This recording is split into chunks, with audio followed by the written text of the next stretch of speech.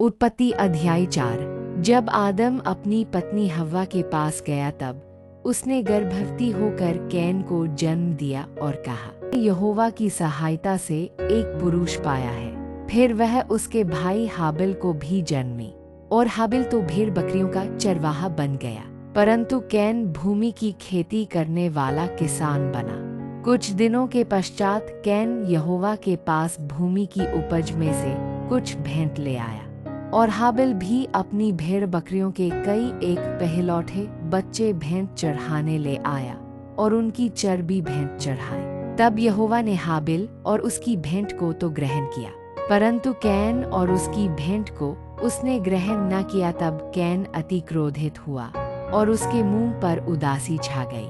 तब यहोवा ने can say कहा, तू क्यों क्रोधित हुआ और तेरे मुंह पर उदासी क्यों छा गई है? यदि तू भला करे तो क्या तेरी भेंट ग्रहण न की जाएगी? और यदि तू भला न करे तो पाप द्वार पर छिपा रहता है और उसकी लालसा तेरी और होगी और तू उस पर प्रभुता करेगा।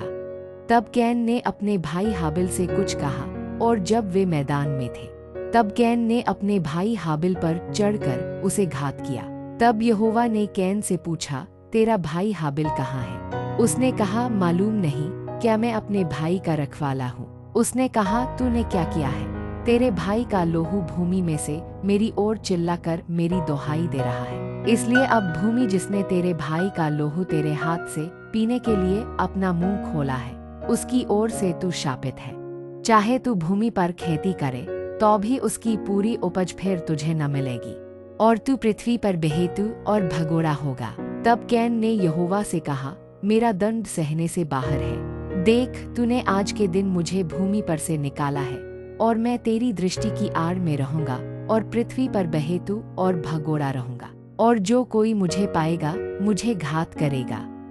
इस कारण यहोवा ने उससे कहा, जो कोई कैन को घात करेगा उससे 7 गुना पलटा लिया जाएगा। और यहोवा ने कैन के लिए एक चिन्ह ठहराया, ऐसा न हो कि कोई उसे पाकर मार डाले।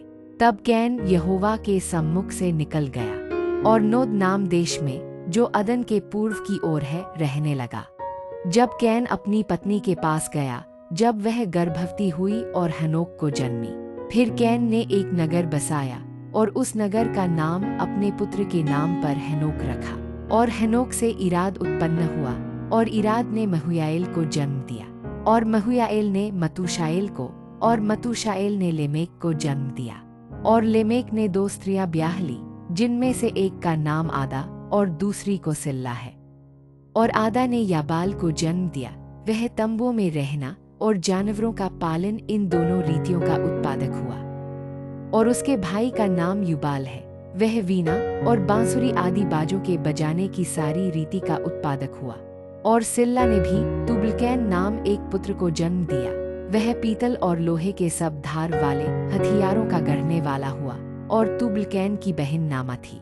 और लेमेक ने अपनी पत्नियों से कहा, हे आदा और हे सिल्ला, मेरी सुनो। हे लेमेक की पत्नियों, मेरी बात पर कान लगाओ।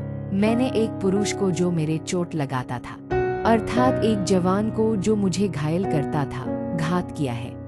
जब कैन का पलटा 7 गुना लिया जाएगा तो लेमेक का 70 गुना लिया जाएगा।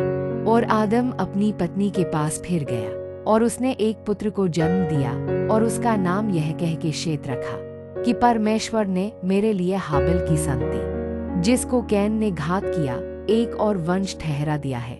और शेत के भी एक पुत्र उत्पन्न हुआ और उसने उसका नाम एनोश रखा। उसी समय से लोग यहोवा से प्रार्थना करने लगे।